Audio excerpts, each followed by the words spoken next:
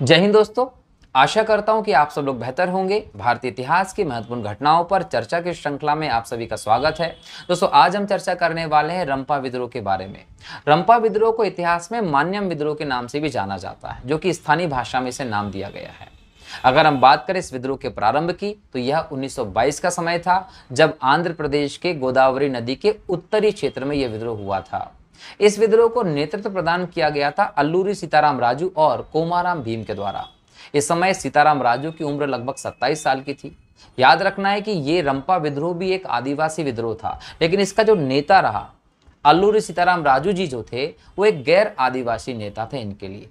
इस विद्रोह के कारण की बात करें तो कारण वही था जो अन्य जनजातीय विद्रोह के लिए रहा, ब्रिटिश सरकार की शोषणकारी नीतियां। यहाँ का जो आदिवासी समुदाय था वो सूदखोरों से, उनकी सूदखोरी कहीं ना कहीं राजस्व की दरों से, ब्याज की दरों से बहुत ज्यादा प्रताड़ित था और उनमें एक असंतोष की भावना व्याप्त हो ही रही थी। लेकिन उस भावनाओं को बढ़ाने का काम किया उस समय के वन कानून ने। अंग्रेजों का इस क्षेत्र में कहीं ना कहीं इंटरेस्ट एक ही चीज पे था।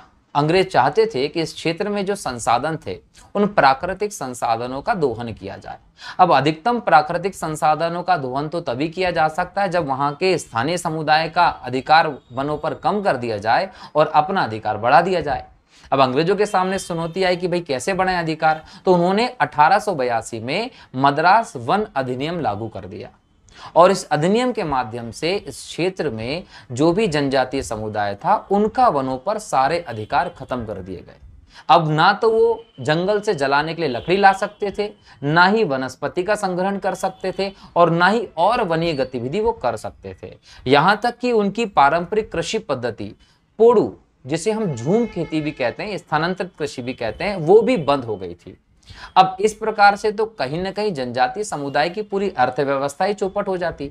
लगान आपको लेना है, राजस्व आपको लेना है, सूदखोरी का आप काम करेंगे, लेकिन हमारी कृषि हम नहीं कर पाएंगे। ऐसे में आय होगी नहीं तो पैसा कहां से देंगे।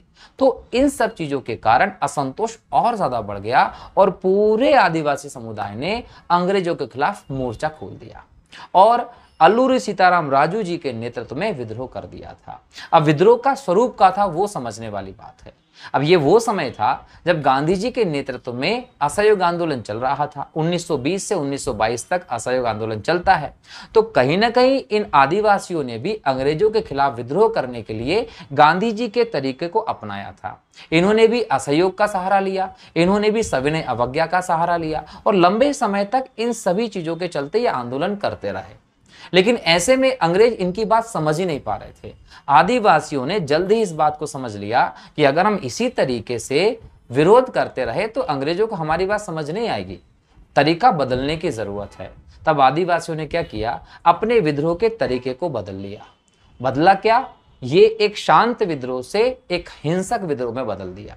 सभी आदिवासियों ने हथियार उठा लिए, क्रांतिकारी तरीके को अपना लिया, अंग्रेजों के क्षेत्रों पर आक्रमण करना शुरू कर दिया, उनको लूटना प्रारंभ कर दिया। इन सब चीजों से अंग्रेज कहीं ना कहीं बड़े स्तर पर घबरा गए थे। ये क्या हुआ, एक शांतिपूर्वक विद्रोह एक इस प्रकार का बड़े स्तर का हिंसक विद्रोह में बदल गया और उनकी टेंशन बढ़ी तो उन्होंने शुरू कर दी इस विद्रोह की दमन की कार्यवाही। याद रखिएगा, इस विद्रोह की सबसे बड़ी विशेषता थी गुरिल्ला पद्धति का प्रयोग। बहुत बड़े स्तर पर इन आदिवासियों ने अंग्रेजों के खिलाफ लड़ाई के लिए गुरिल्ला पद्धति का प्रयोग किया था।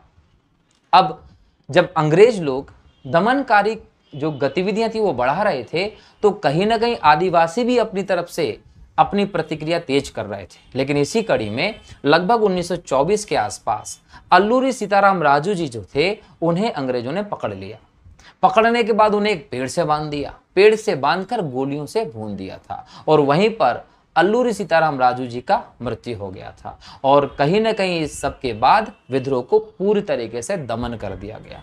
लेकिन याद रखिए, यहाँ पर शहीदी हुई हमारे एक वीर योद्धा की, जिसका नाम था अल्लूरी सीताराम राजू, जिसे यहाँ के आदिवासियों ने नाम दिया था मान्यम वीरुडु, जिसका अर्थ था जंगल का नायक। और इस प्रकार से भारतीय इतिहास का एक और अध्याय बंद कर दिया गया, विद्रोह का दमन कर दिया गया। दोस्तों, तो आशा करता हूं कि आपको समझ में आया होगा कि रंपा विद्रोह क्या था।